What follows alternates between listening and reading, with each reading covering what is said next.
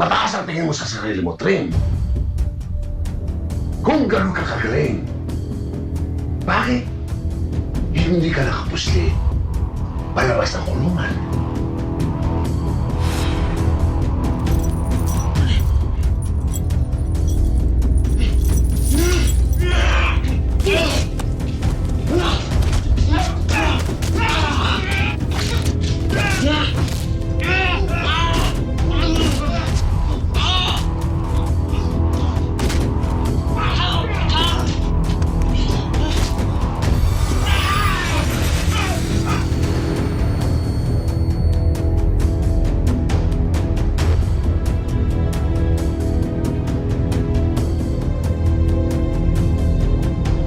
Araw ka rin sa akin, Diyos ng pag-ibig.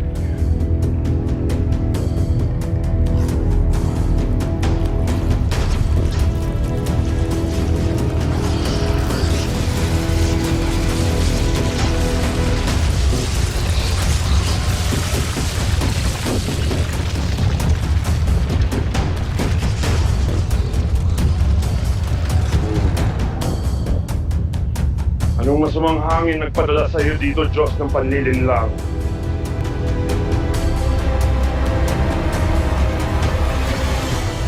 Naghahanap ako ng bagong kampon. Sa tingin mo makikipagsanib puwersa ako sa iyo. Bakit ko naman naroon? Dahil ang kapalit nun ay ang kalayaan mo. Alam kong kating-kati ka na para gantihan si Shiv.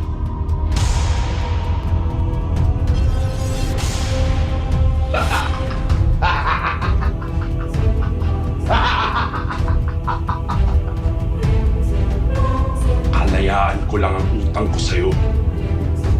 Hindi ibig sabihin may karapatan kang insultuin ako. Maangas ka talaga, Trin. Kahit sa sarili mong amo. Pero hayaan na lang kita. Dahil kailangan ko ang bangis mo. Sa panig ko. Naiinip na ako. Pati mga hukbo ng huton. Napakatagal kami nananabik pakipagbakbakan. Ibigay mo na ang hudyan at susugod na kami ngayon na! Huwag ka masyado magpadali, bata.